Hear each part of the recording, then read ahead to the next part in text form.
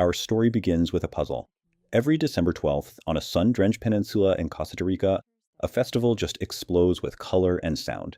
It's a celebration that feels so deeply, unmistakably Mexican, especially its reverence for the Virgin of Guadalupe. But how? How did this essential piece of Mexico's spiritual soul find a home here, over 1,000 miles away, in a totally different country? The answer, it turns out, is hiding in plain sight. I want you to imagine the scene in Nicoya, Costa Rica. The air is thick with the smell of gunpowder from firecrackers. You hear music, prayers. Families are gathered, sharing food, their faces lit up with devotion. And at the center of it all is her, the Virgin of Guadalupe, the Mother of Mexico. It's a scene that mirrors almost perfectly the celebrations happening on the very same day way up north in Mexico City. But here it feels ancient and completely local. And here's where the puzzle gets really tricky. The people of Nicoya will tell you with total certainty that their love for Guadalupe began way back in 1544. Now think about that. The Virgin's apparition in Mexico was in 1531. That means in just 13 years with no internet, no phones, no highways, her story would have had to travel almost 2,000 kilometers through dense jungle and across countless cultural barriers to take root here. To a historian, that timeline just seems impossible. It defies all logic. So either that story traveled at a miraculous speed, or maybe, just maybe, we're asking our own question. The solution isn't found in any modern map or history book. To find it, we have to learn to read a much older document, one that's written right into the land itself. We're looking for the traces of an ancient human river, a slow, steady migration of people and ideas that flowed south for more than 1,000 years.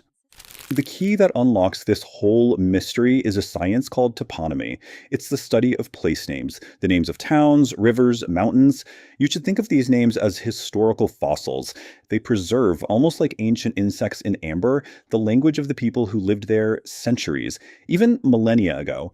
They're echoes from the deep past, and if we learn to listen, they tell an incredible story. This invisible river of culture, the evidence shows us, actually flowed in two distinct waves. The first was an ancient one, driven by commerce.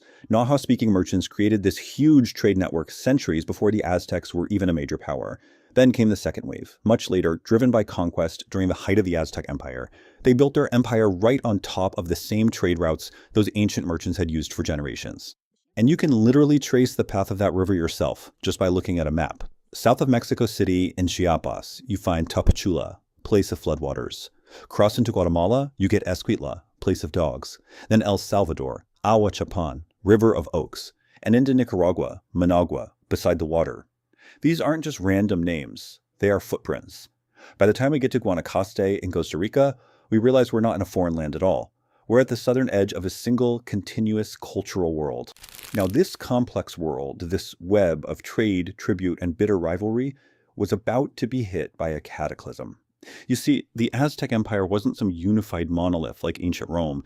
It was more like a patchwork of city-states, and many of them, like the powerful Tlaxcalans, were bitter enemies of the capital. They were just waiting for their chance. So the arrival of the Spanish in 1519, well, that wasn't just a conquest. It was the spark that lit the fuse. Hernan Cortés and his handful of conquistadors, they didn't conquer an empire all by themselves. No way. They were experts at exploiting these deep-seated rivalries. When the Aztec capital, Tenochtitlan, finally fell in 1521, the old world was shattered. But what happened next is one of history's greatest ironies. You'd think the fall of the Aztec capital would mean the end of their cultural influence, right? But the exact opposite happened. The rivals of the Aztecs, people like the Tlaxcalans, who were also Naha speakers, allied with the Spanish, and suddenly they were empowered with steel, with horses, with new authority.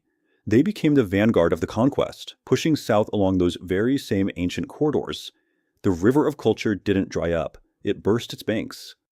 In the midst of all this violence and alliance, as a new world was being forged, a new spiritual symbol had to be born. Something that could capture the soul of this new, mixed people. A figure that could hold the memory of the old world and the faith of the new, all in one powerful image. You see, the Spanish conquistadors brought their own Virgin Mary with them, a carved wooden statue from Spain. But in Mexico, a different Virgin appeared. She wasn't a statue. She was a miraculous image on a simple cloak. And most importantly, she was a Virgen Morena, a dark-skinned virgin. Her face, it wasn't the face of the conquerors from Europe. It was the face of the people of this land. And where did she appear? On a little hill called Tepeyac. This was not a random spot. For centuries, this very hill had been the sacred site of a major temple to the Nawa mother goddess Tonantzin, a name that means our little mother. The old mother was gone, but a new one appeared in her sacred place. It's the most powerful kind of syncretism, a blending of worlds. What's really incredible is how strangely familiar this new religion must have seemed. The Aztec religion already had a complex hierarchy of priests, just like the Catholic Church. They practiced confession, they had monasteries and convents. Even the idea of a virgin birth wasn't that shocking. Their own war god, Huitzilopochtli, was said to have been born in the very same way. There's this beautiful old saying that perfectly captures who she is. As the mother of the new faith, she carries the legacy of Spain. But in her dark skin, in the ancient sacredness of her birthplace, she is Tonantzin. She is indigenous. She has two hearts, one Spanish and one Mexican, beating as one. And it was this two-hearted virgin who began the long journey south. So now, armed with all this, with this understanding of ancient rivers, of colonial shockwaves, and a two-hearted mother, we can finally return to that noisy, joyous festival in Costa Rica, and we can see it not as some strange puzzle, but as what it really is, a living library. Guadalupe didn't need to travel across a foreign world. She just had to enter a familiar one.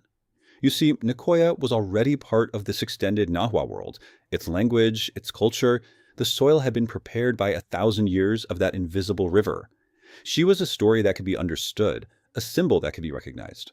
And that's the final piece. The mystery was never about speed, it's about recognition. When the people of Nicoya insist on that date, 1544, they aren't making a claim about history textbooks. They're making a claim about belonging.